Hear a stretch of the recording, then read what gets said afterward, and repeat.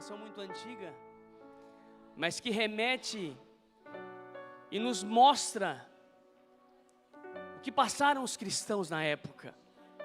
E nós hoje temos toda a liberdade para louvar, para declarar que o Senhor é santo e vive e reina em nosso meio.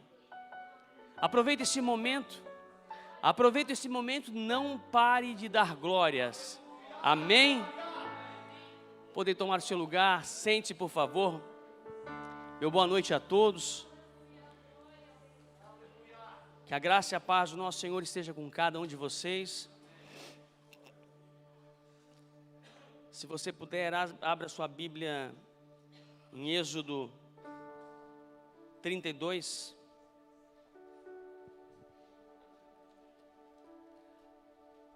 E eu fiquei preso aqui, eu preciso sair de Êxodo 32. Pior coisa é quando a gente fica preso ali, a gente não consegue ver mais nada, né? Quem ministra um pouquinho a palavra, quem vem aqui sabe que a gente fica preso e o Senhor nos quer revelar alguma coisa ali, a gente fica buscando, tentando achar. Às vezes encontra, às vezes não encontra e fica procurando. Mas o Senhor sabe todas as coisas. Uma alma vale mais que o mundo inteiro. Se Ele porventura quiser falar com uma pessoa e essa palavra servir para uma pessoa, já valeu a pena. Amém? Êxodo 32, verso 7 em diante, que fala assim: Então disse o Senhor a Moisés: Vai, desce, porque o teu povo, que fizeste subir do Egito, se corrompeu. Depressa se desviou do caminho que eu lhes ordenei, e fizeram para si um bezerro de fundição. Perante ele se inclinaram, e lhe ofereceram sacrifícios, e disseram: São esses, ó Israel, os teus deuses que te tiraram da terra do Egito. Disse mais o Senhor a Moisés: Tenho visto esse povo, e é povo obstinado. Agora, pois, deixa-me para que o meu furor se acenda contra eles e os consuma. Então eu farei de ti uma grande nação. Moisés, porém, suplicou ao Senhor, o seu Deus, e disse: Ó Senhor, por que se acende o teu furor contra o teu povo que tiraste da terra do Egito com grande força e com forte mão? Porque hão de dizer os egípcios: para mal os tirou, para matá-los nos montes e para destruí-los da face da terra? Toma-te da ira do teu furor e arrepende-te deste mal contra o teu povo. Lembra-te de Abraão, de Isaque, de Israel, teus servos, os quais por ti mesmo juraste e lhe disseste: multiplicarei os vossos descendentes como as estrelas do céu, e lhes darei toda esta terra, de que tenho dito, para que a possuam por herança eternamente. Então o Senhor se arrependeu do mal que dissera havia de fazer ao seu povo. Amém? E eu fiquei ali pensativo, eu quero falar sobre o capítulo 32, 33 e entrando um pouco no 34. E eu sempre analisava os personagens da Bíblia, a cada pessoa que teve uma história narrada, e Moisés sempre não me passou despercebido, porque eu sabia quem era Moisés. A gente ouviu falar de Moisés, até a Disney, né? Fez um desenho animado de Moisés, o príncipe do Egito. E talvez você viu, seu filho viu, o desenho mostrando a história de Moisés, uma criança que era para ter sido morta. Uma criança que era para ter sido morta, com vários hebreus que Faraó havia mandado matar, porque o povo do Egito, o povo de Israel, crescia muito dentro do Egito. Você deve talvez se lembrar dessa história, que o povo hebreu, o povo de Israel cresceu dentro do Egito, e cresceu cativo. E começaram a crescer de forma que Faraó manda matar as crianças, os meninos recém-nascidos, para que esse povo não se multiplicasse, né? Uma forma um tanto severa, uma forma um tanto complexa, né? Digamos que eles queriam o quê? Manter a população naquele tamanho, porque estava ficando complicado a situação. Porque a gente sabe que onde o povo de Deus está, ele cresce. É igual massa de pão, quanto mais bate, mais cresce. E o mundo tem tentado segurar o povo de Deus, o diabo tem tentado segurar esse crescimento. Mas o Senhor tem uma palavra para a igreja. O Senhor tem uma palavra para o Brasil e tem uma palavra para essa cidade. E tem uma palavra para nós aqui também. Amém? E Moisés, todo mundo sabe a história, até tem a musiquinha, o Joquebed, Moisés não vai morrer, até virou um TikTok, né? Eu posso ouvir o choro do bebê, essa musiquinha, né? E Moisés vai para o riozinho ali, a história, não quero me alongar muito na história de Moisés. A filha do faraó acaba pegando Moisés ali no cesto e leva, e na verdade a filha já está ali, já tem uma história predestinada por Deus, para poupar a vida daquele que lá na frente seria alguém que traria um benefício ao povo. E Moisés é criado no Egito como neto de faraó, tem direito e depois acaba matando ele, mas ele foi criado pela sua mãe. Todo mundo sabe a história, não vou me alongar, porque é longa a história, eu quero resumir. Tem um contexto todo grande em cima de Moisés, tudo o que como Deus direcionou para a vida dele, e como Deus direciona para a nossa também, porque o Senhor direciona as nossas vidas desde a nossa concepção.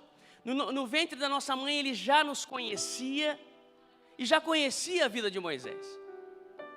E num dado momento, Moisés, ele sabendo quem ele era, porque o cristão mesmo no mundo ele sabe quem ele é, ele vê o seu povo sendo maltratado, um hebreu sendo maltratado por um egípcio, ele mata o egípcio e acabam descobrindo e ele foge, e ele vai para o deserto.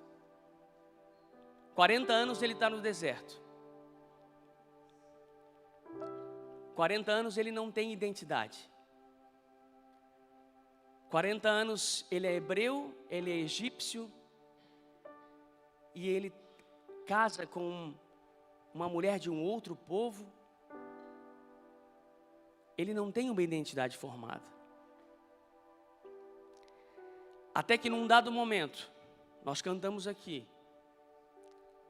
ele vê algo diferente. A sarça era uma planta que era natural, que o deserto é muito quente, então ela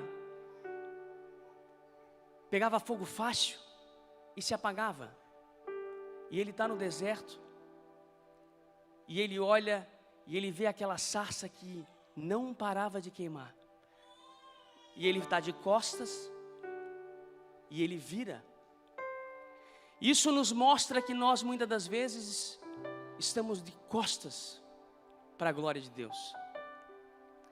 Não estamos, nos falta sensibilidade.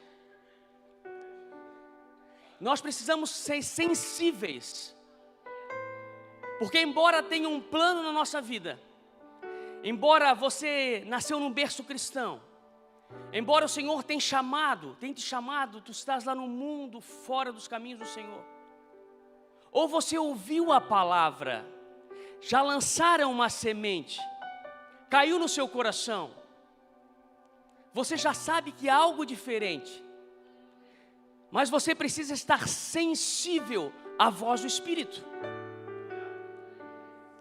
Se você não tiver aquela percepção, ei, tem algo diferente. Eu senti algo diferente. Há um toque diferente. Lá, naquele lugar, aquela palavra foi diferente. Não era como naqueles lugares de tradição, onde eu ouvia a palavra repetidamente, eu orava repetidamente, não. Lá é diferente. Eu ouvi um chamado diferente. E é um chamar da sarça que não se consumia. O Senhor havia predestinado aquele homem para uma tarefa grandiosa.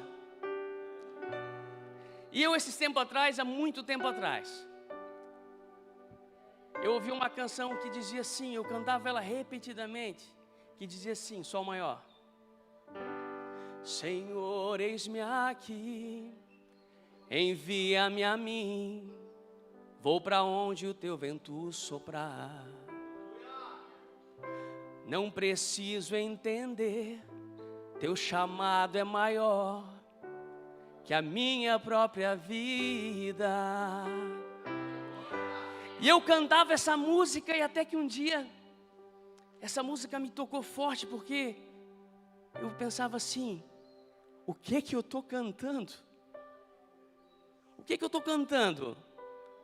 Eu parei para analisar a letra da melodia, falava sobre Isaías, um chamado de Deus, um chamado que é maior do que a nossa própria vida. Entenda que a nossa vida ela é limitada, mas o nosso chamado ele é contínuo. Uma semente lançada por nós é como uma pedra lançada numa lagoa ou num rio. Ela cai e ela forma ondas que vão lá nas margens. Eu me recordo da minha irmã, ela tinha 10 anos de idade. O meu pai lia a palavra continuamente por 15 anos, mas não tinha coragem de assumir uma posição diante de Deus. Ele sabia que a tradição já não servia mais para ele. Ele sabia que a religião não servia mais para ele. Ele queria algo diferente, mas ele não tinha coragem de dar um passo. E a minha irmã, com 10 anos de idade, ela se rende aos pés do Senhor, como uma pedra jogada numa lagoa. Aquelas ondas atingiram a minha família e atingiram muita gente que está aqui hoje, porque por meio dela o meu pai se converteu. A minha mãe foi um pouco depois. Eu nasci no berço evangélico, o único praticamente que nasceu no berço cristão. Conheci o Senhor desde pequeno. Tive momentos de religião, porque andava a gente era de uma congregação que era muita religiosidade. Verdadeiramente conheci o Senhor quando a gente começou a congregar no CI em Itajaí. Me lembro que eu cantava e chorava, escondia, apagava as lágrimas, secava para ninguém ver. Tímido, né? Mas eu conheci o Senhor assim, através de alguém que viu a sarça queimar e não se consumir.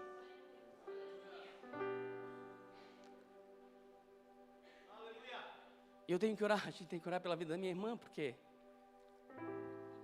o Senhor, o apóstolo Casas, pregou aqui, e ela era a pessoa que cantava, ele era músico dela. E quando ela cantava, a igreja era tomada pelo Espírito. Uma pessoa que teve um chamado, e por força maior acabou não deixando, mas se aquietando. Então a gente tem que estar sensível a essa voz, porque não basta só ser chamado, a gente precisa dar um passo, e esse passo exige fé. E agora Moisés está diante de Deus 40 dias. Ah, Jesus. 40 dias ele está no monte, recebendo lá muitas coisas de Deus que definiriam a nação, a direção do povo. Um povo que havia saído do Egito, mas o Egito não havia saído deles. Muitas pessoas saem do mundo, conhecem a Cristo, mas as coisas do mundo não saem dele. Mas aí você diz, não, devo ficar, não devo, permaneça.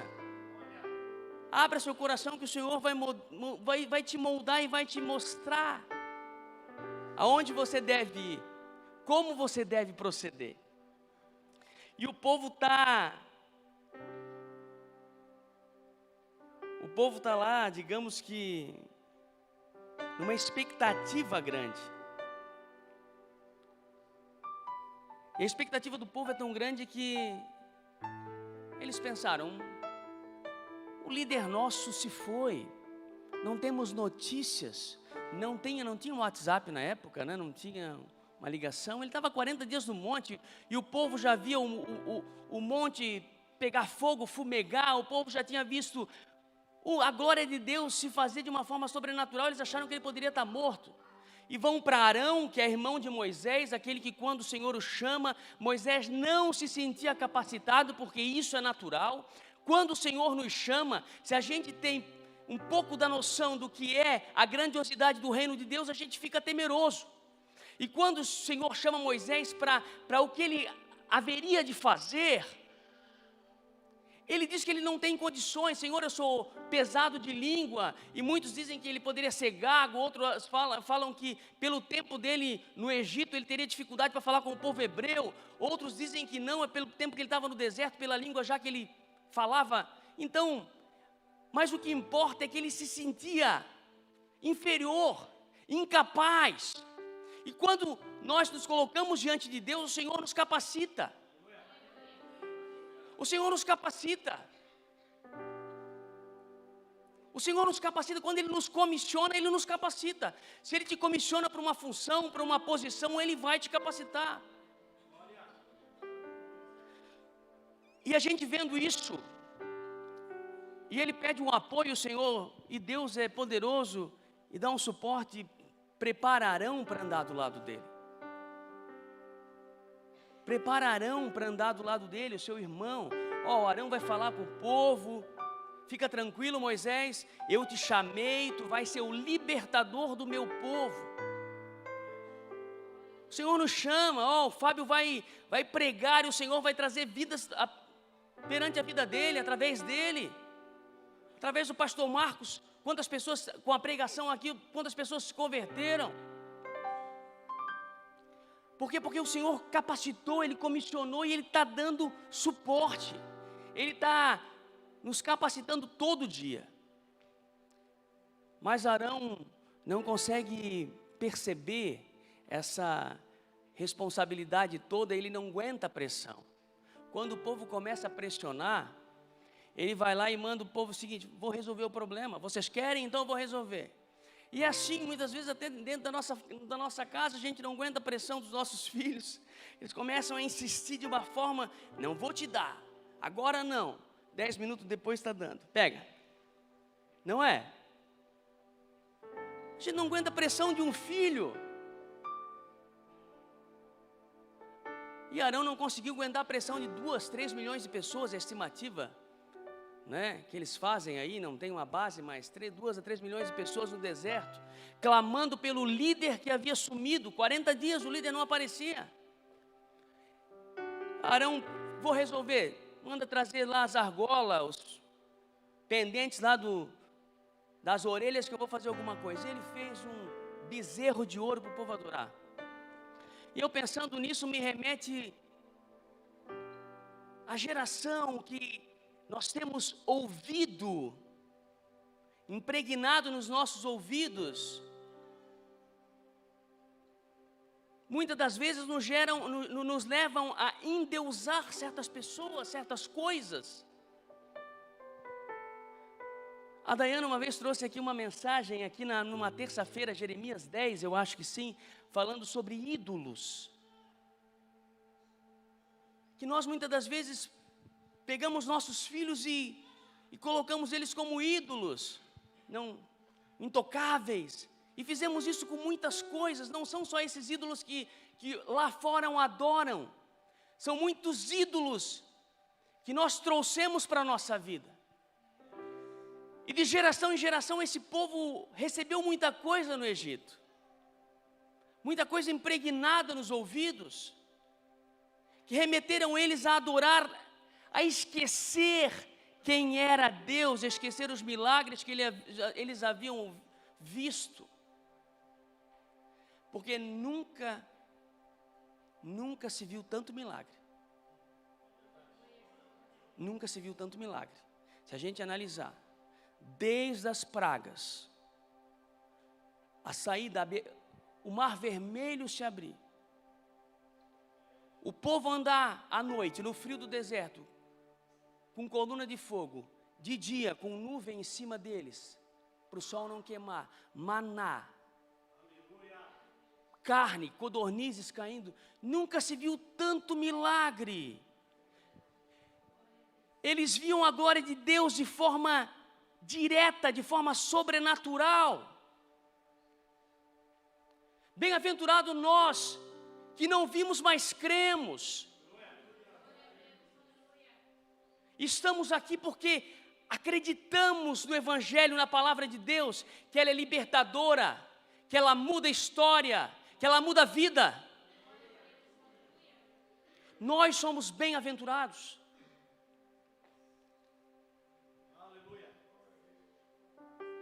E a gente vê que o Senhor capacitou o povo. A gente vai ver lá depois, lendo para frente, que o Senhor pegou uma família lá e disse o seguinte: ó, vocês vão fazer artefato de metal.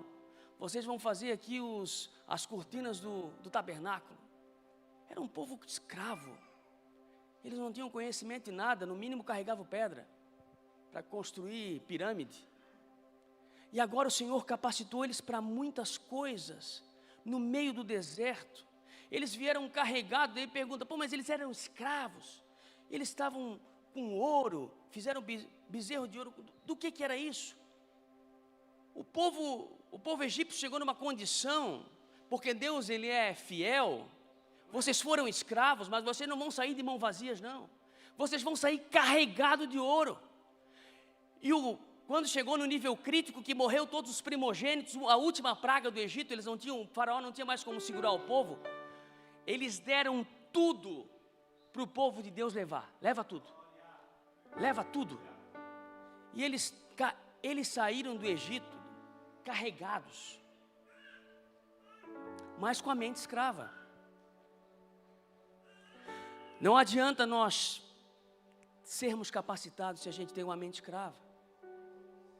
Não adianta a gente ter bênçãos se a gente tem uma mente escrava. Primeira coisa é nos moldarmos à palavra de Deus, é nos moldarmos ao Evangelho, é repensarmos a nossa vida diante de Deus. E Arão não aguenta a pressão e acaba fazendo talvez o que não queria. E quando Moisés chega, ele se depara com aquela situação. O Senhor, engraçado que a gente vendo ali, o que Moisés fala diante de Deus, a gente vê a intimidade dele com Deus. Isso foi o que mais me surpreendeu. Eu já tinha ouvido, já tinha lido, mas quando a gente começa a meditar no que a pessoa falar de face a face com Deus, e dizer o seguinte: não faz isso. Lembra-te, o Senhor queria fazer uma nova nação a partir dele. Calma aí, eu vou dizimar tudo que tem aqui, Moisés, e a partir de ti, eu vou fazer uma nova nação. Porque sim, tu é manso. Dizem que não existia um homem mais manso na terra do que Moisés. Pastor Marco é manso, está no caminho. Mas ele cirou. Quando ele desce, que ele vê aquele alarido achando que é uma festa, alguma coisa, eles estão lá adorando, achando que é o povo que estava clamando, e o povo estava lá adorando o bezerro. Tinha voltado as costas para Deus, esquecido da grandiosidade que Deus havia feito. E muita gente é assim.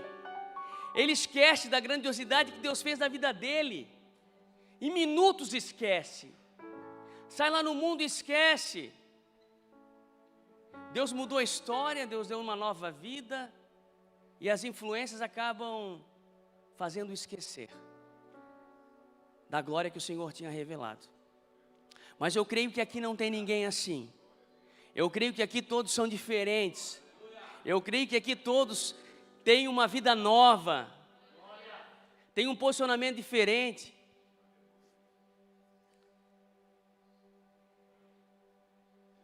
E quando ele desce, ele poderia dizer o seguinte, né? Poxa, eu sou o cara. Meu trato com Deus aqui agora vai ser novo. Para que Abraão? Para que Isaac? Para que Jacó? Agora é a partir de mim. Eu sou o cara. Mas ele tinha dentro de Deus o espírito de sabedoria. Ele era diferente. Ele disse: não, Senhor, tu tirasse esse povo de lá, tu não vai fazer eles morrer aí. Para quê? Para os egípcios disser que tu levasse eles para o deserto para morrer. A ira do Senhor foi tão grande. Mas hoje é diferente. Hoje nós temos aquele que abriu o braço e falou: tetelestai, é isso? Tetelestai, uma palavra grega que definia que havia sido pago, que havia sido finalizado, que havia sido consumado. A palavra que Jesus falou na cruz do Calvário, quando Ele expira, definiu o rumo da nossa vida. Quando nós conhecemos a Cristo, nós podemos olhar para Deus, podemos enxergá-lo e chamá-lo como Pai.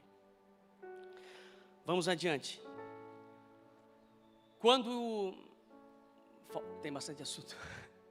Quando Moisés desce, que ele dá de cara com aquilo que ele acha absurdo, porque é absurdo para a gente quando olha uma pessoa que sai e começa a fazer tudo errado de novo. A gente diz: meu Deus, ele conheceu a glória de Deus, ele conheceu a graça e agora ele está lá de novo. A gente não consegue, mas o Senhor diz: Pai, perdoa, eles não sabem o que fazem. E ele irado, mesmo manso de coração, ele irado, o Senhor havia escrito na pedra os mandamentos, e ele quebrou pela ira diante do pecado. E depois lá na frente vai ser diferente, porque o Senhor manda ele talhar as pedras para ele escrever. Porque às vezes a gente pega aquilo que o Senhor fez e já pagou e joga no lixo e quebramos a aliança fácil, e às vezes custa um pouco mais caro, e às vezes custa um pouco mais caro para a gente recuperar de novo. Moisés agora teve que talhar pedra para o Senhor escrever novamente, porque às vezes a gente não dá valor ao que a gente ganha de forma gratuita. A gente quer pagar promessa, a gente quer pagar o preço. Não falo de pagar o preço pelo Espírito, mas pagar o preço, não, eu fiz, eu conquistei. Não é assim. Ele já pagou, ele já fez, é de graça. Não é por obras para que ninguém se glorie. O Senhor já fez. Não desperdice o que o Senhor já fez. Agarre e traga para o seu coração. Guardei as tuas palavras para não pecar contra ti. Salmo 1 diz que bem-aventurado é o homem que não anda segundo o conselho dos ímpios, nem se detém nos caminhos dos pecadores, nem se assenta à roda dos escarnecedores, mas tem o prazer na lei do Senhor, e nela medita de dia e de noite.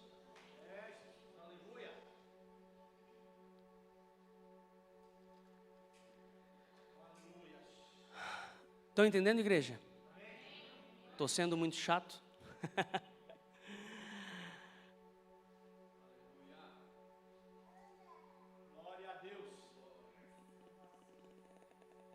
Verso 32.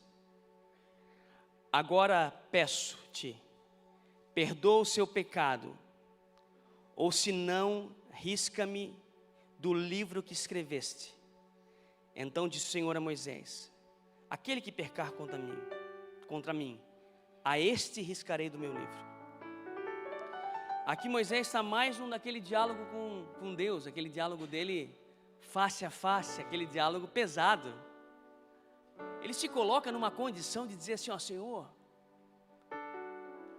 ele tinha descido, ele já tinha falado com Arão, já tinha questionado Arão, o povo já havia morrido, um monte de pessoas já haviam morrido, e agora ele se põe diante de Deus e diz: Senhor. Então eu vejo aqui uma pessoa que preza pela comissão que o Senhor deu a ele. Ele preza por aquilo que o Senhor comissionou ele, dizer: não, Senhor, a tua palavra é uma só, ei. Trouxemos o povo, agora leva esse povo à terra prometida. Ou senão tu risca meu nome do teu livro. Ele colocou a vida dele em xeque naquele momento. Ele colocou a vida espiritual dele. Quanto de nós fariam isso? Por um amigo, por um familiar? Ô Senhor, tu salva ele ou tu pode me riscar? Não. Farinha pouca, meu pirão primeiro. Primeiro eu. Não é? Ou a gente se coloca? A gente tem medo de fazer isso. Hã? Mas Moisés estava ali, face a face com Deus, como quem fala com o seu amigo, diz a palavra. E quando eu vi isso, eu vi aonde o Senhor pode nos levar. Quando a gente lá atrás vê a sarça se consumir, vê a glória e se vira para a glória. Não fica de costa.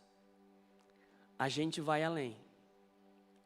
E onde eu quero chegar, você vai ver que Moisés queria mais de Deus.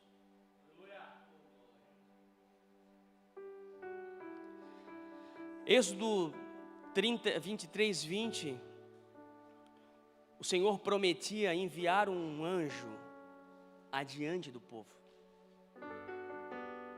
O Senhor diz: não, eu vou mandar um anjo e vai eliminar os cananeus, jebuseus, todo o povo da terra. Fica tranquilo, eu vou botar um anjo. Mas Moisés não queria um anjo. Moisés queria o próprio Deus. Moisés queria a presença. Muitas pessoas se contentam com o anjo. Os pais oram, as pessoas, o Senhor é misericordioso e coloca o anjo ao redor e o anjo cuida. E a pessoa está lá meio morno. E o Senhor quer que nós não queiramos só um anjo, que nós venhamos a querer a presença dEle nas nossas vidas. Porque o Espírito Santo nos foi dado para fazer do nosso coração morada, para fazer do nosso coração uma habitação, para estar conosco dia a dia. Está ali, é simples, aceita o Senhor Jesus. Abra seu coração, deixa Ele entrar. É o que eu falo, solta o freio de mão, chega de ser questionador, deixa o Espírito Santo trabalhar um pouquinho, queira a presença deles na sua vida.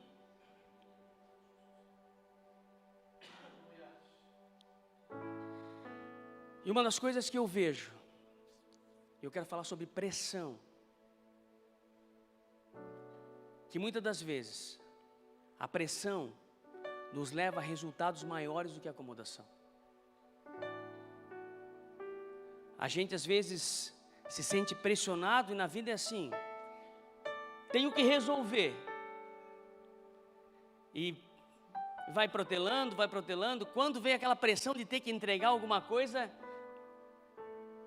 costureira é assim, né? Creio que cai na máquina ali, produz, sob pressão. E consegue mais resultados sob pressão do que trabalhando na acomodação aqui, né? Eu era assim, eu estudava sob pressão, deixava as coisas se acumularem. Quando chegava perto da prova, era sob pressão, tinha que estudar, virava à noite até. Meu pai disse que ele ficava lá, ele ouvia barulho lá 1h da manhã, 2h da manhã. Está estudando. Achando ele que eu estava estudando, mas não, eu estava sob pressão, eu precisava de bons resultados no outro dia. E conseguia bom resultado, mesmo sob pressão. A pressão muitas das vezes nos leva a isso. O Léo está ali estudando, Léo, com o tempo, mas vai chegar um momento que a prova vai apertar lá e a pressão vai ser maior. Vai conseguir bom resultado, se direcionado por Deus mais ainda. E agora Moisés está na pressão, ele está sofrendo uma pressão grande diante de Deus. O Senhor querendo fulminar o povo, consumir o povo, e ele está ali, se colocando, e ele consegue grandes resultados. E ele consegue que o Senhor diz o seguinte: não, eu vou te dar descanso. Não sei onde é que ele fala aqui no 33.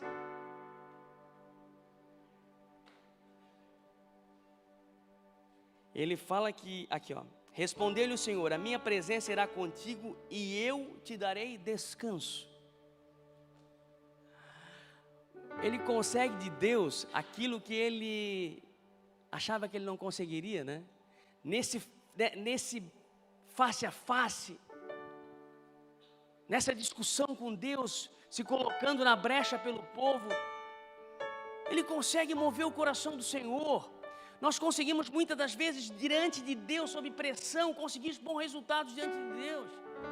O Senhor nos olha e diz: ele está sobrecarregado, ele está pressionado, eu vou entrar com a solução agora. Ele não aguenta mais. O Senhor pelejará por vós e vós calareis. Muitas das vezes, pressionados, nós conseguimos bons resultados porque o Senhor está olhando por nós. Mas só que uma coisa eu falo: quem vê a glória, ele não se contenta só com a glória, ele quer mais. E a Bíblia fala no capítulo 33 que Moisés armou uma tenda fora do arraial, fora do acampamento. O povo estava acampado no deserto e Moisés arma uma tenda, e a tenda do encontro. Já era o protótipo do tabernáculo.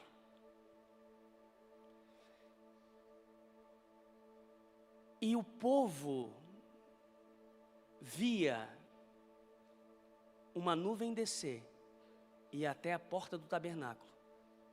E Moisés falava face a face com Deus.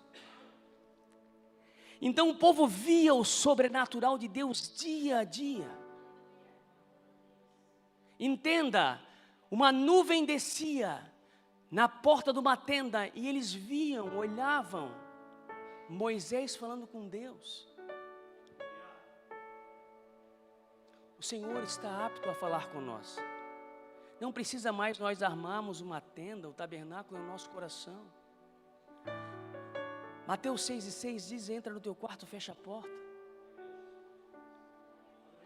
e fale face a face com o Senhor. O Espírito Santo que nos consola está ali para aliviar as nossas pressões do dia a dia e nos dar conforto e nos dar direção.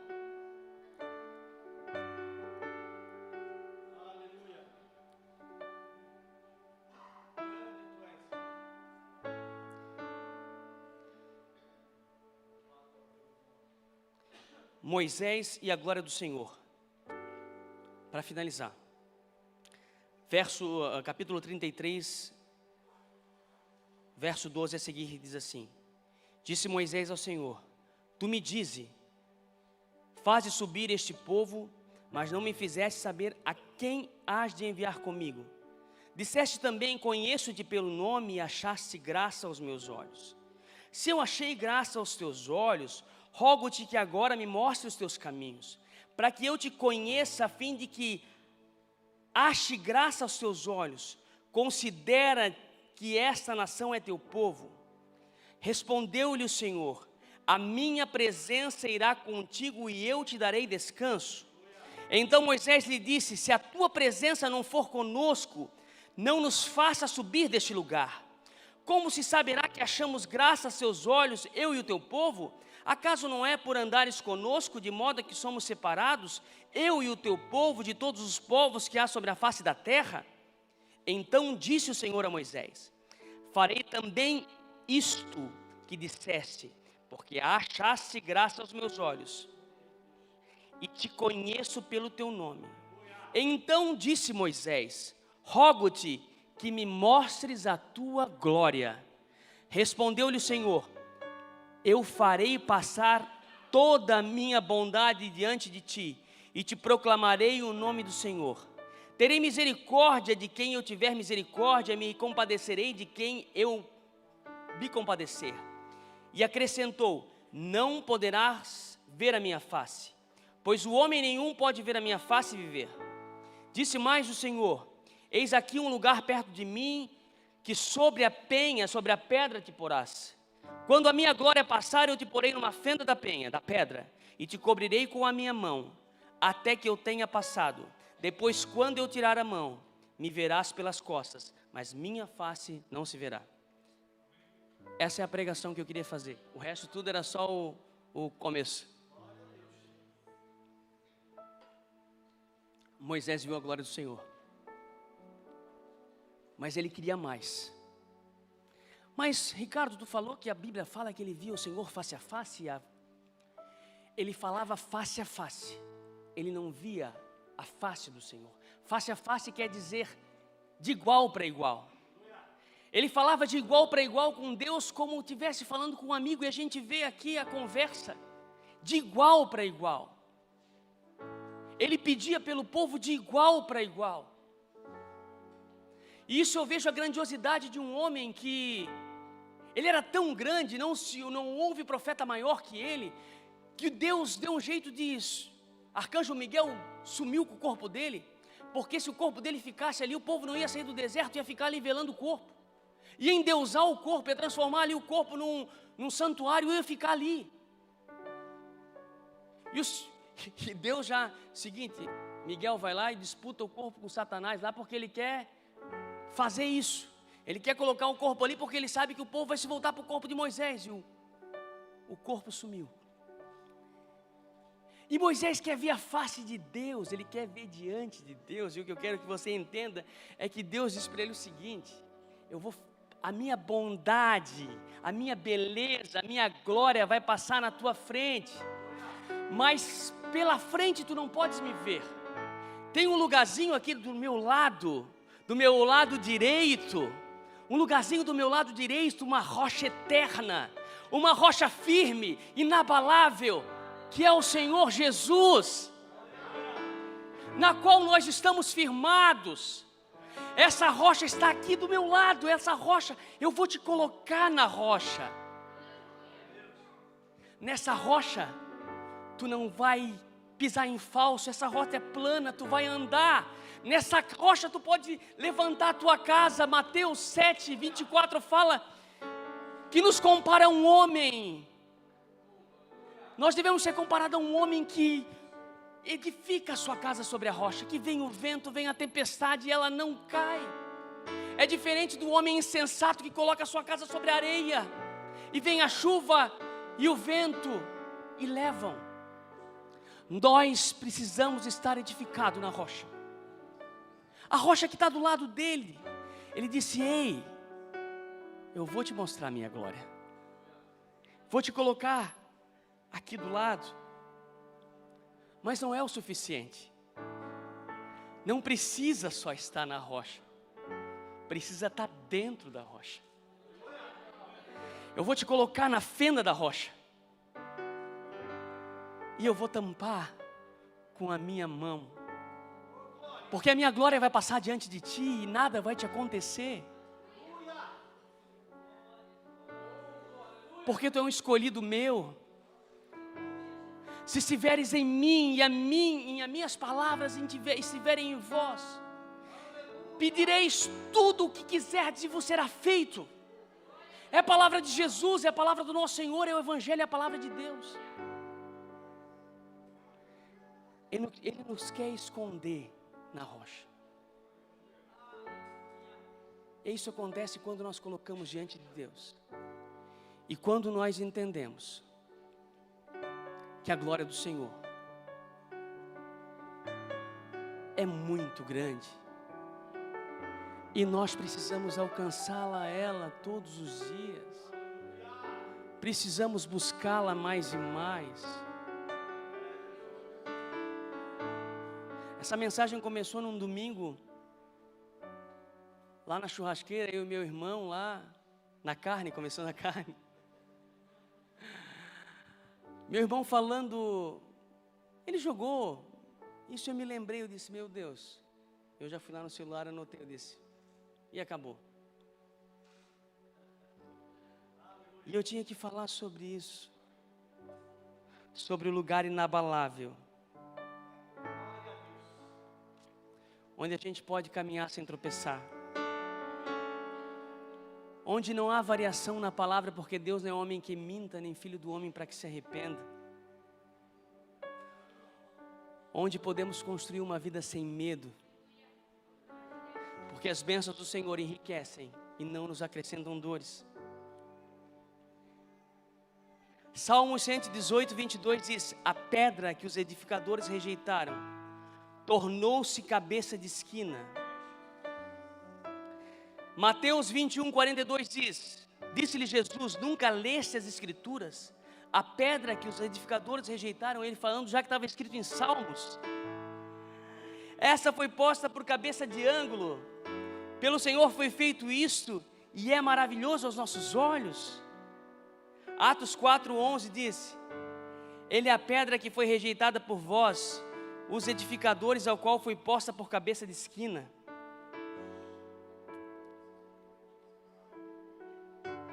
Quando eu falo que Deus estava falando do Jesus, da pedra, Atos 8, 55, durante o apedrejamento, Estevão diz assim, a palavra fala assim, ele porém cheio do Espírito Santo, fixando os olhos ao céu, viu a glória de Deus e Jesus que estava à direita de Deus. A pedra já estava ali. A pedra que Moisés pisou já era o próprio Cristo. A pedra que ele toca no deserto e sai água, saiu água da pedra, era o próprio Cristo, a referência de Cristo nas nossas vidas. A rocha inabalável ao qual eu e você precisamos lançar as fundações da nossa casa espiritual. É nela que eu e você precisamos entender que não há lugar mais seguro do que a rocha eterna. É uma dúvida, né? Qual música?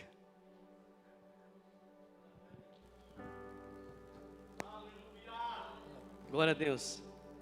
Se você quiser se pôr de pé, se a glória de um dia te atraiu, se a glória um dia te atraiu, não perca a chance de louvar a Deus de todo o seu coração. Vem aqui na frente, se desamarre, solte, vem aqui na frente e adore a Deus. Vamos buscar um pouco mais do Senhor, que Ele tem para nós, vida, uma vida sem limites, uma vida firme e inabalável na presença dEle, porque a glória dEle é manifesta aos filhos, A glória dele é manifesta nessa noite aos filhos, aqueles que querem se render diante dele. Porque nós precisamos estar cada dia mais diante dele. Não basta só ver a glória e ficar só vendo. Precisamos tocar nessa glória, querer mais dela.